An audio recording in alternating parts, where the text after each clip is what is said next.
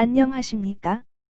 7월 8일 수요일 영국의 소리방송 뉴스 데스크의 아이린입니다. 오늘의 코로나 바이러스 팬데믹 소식입니다.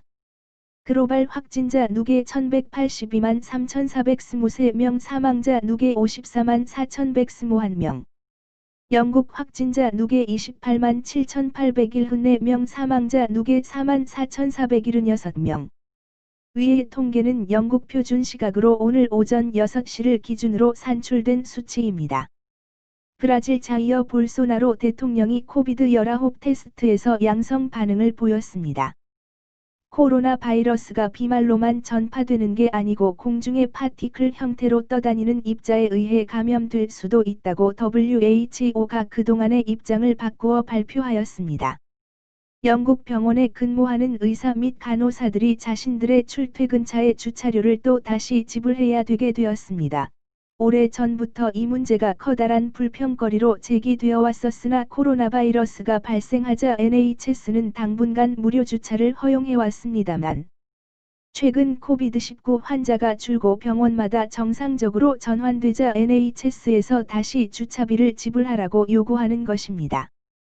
병원을 방문하는 환자들도 주차비를 내고 있습니다. 다음은 런던 단신입니다. 오늘 오전 하원에서 리시 수낙 찬슬러는 미니 예산 보고회를 가지는 자리에서 전 국민에게 1인당 1,500파운드 상당의 바우처를 보내주는 계획을 발표하여서 영국 시민들이 기쁨에 들떠 있습니다.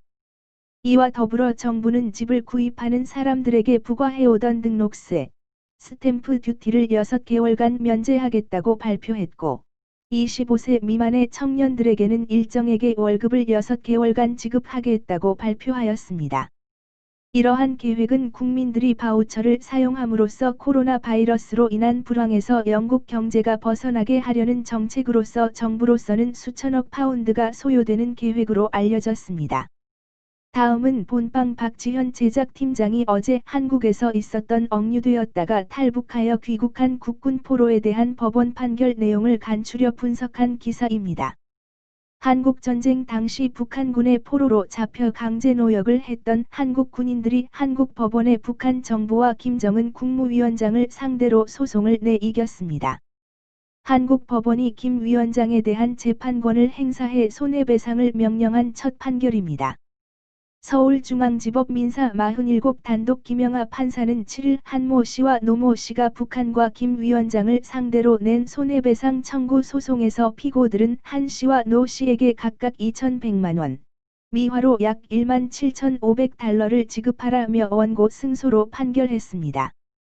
한 씨 등은 한국전쟁에 참전했다가 북한군의 포로가 돼 정전 후에도 송환되지 못하고 내무성 건설대에 배속돼 노동력을 착취당했다며 2016년 10월 소송을 냈습니다. 노 씨는 2000년, 한 씨는 2001년 각각 북한을 탈출해 한국으로 돌아왔습니다. 이번 소송을 주도한 민간단체 물망초 국군포로 송환위원회는 북한과 김정은에 대해 한국 법원의 재판권을 인정하고 손해배상을 명령한 첫 판결이라고 강조했습니다. 한 씨와 노 씨는 재판에서 50년 가까이 이루어진 장기간의 불법 행위는 인권말살적이라며 북한이 원고 1인당 6억 원의 위자료를 지급할 책임이 있다고 주장했습니다. 이들은 자신들이 강제노역 피해를 본 시기에 통치자였던 김일성 주석, 김정일 국방위원장에게 손해배상 책임이 있으며 자손인 김 위원장이 손해배상 채무를 상속받았다고 지적했습니다.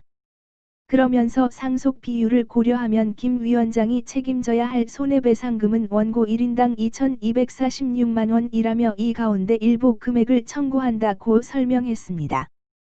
법원은 소장을 접수한 지 약 2년 8개월 만인 지난해 6월 첫 변론 준비 기일을 열어 심리한 결과 북한과 김 위원장의 손해배상 책임을 인정했습니다. 북한 정부와 김 위원장에게 소송이 제기된 사실을 알릴 방법이 없어 결국 법원은 소장을 공시송달한 뒤에 사건을 심리했고, 이 때문에 시간이 소요됐습니다.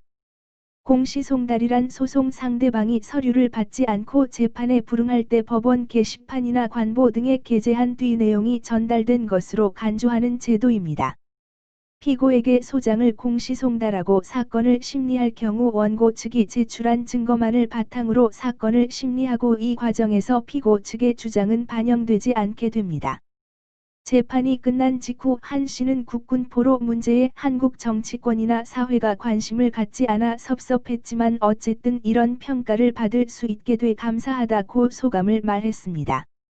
물망초 소속 구충서 JNC 대표 변호사는 사단법인 남북경제문화협력재단이 북한에 지급할 저작권료 약 20억 원을 현재 법원에 공탁하고 있다며 이에 대한 채권 압류와 추심 명령을 받아내 추심한 금액을 한 씨와 노 씨에게 지급할 것이라고 설명했습니다. 남북경제문화협력재단은 2005년 북한 저작권 사무국과 협약을 맺어 조선중앙TV 영상을 비롯한 북한 저작물을 사용할 때마다 저작권료를 지급해왔습니다.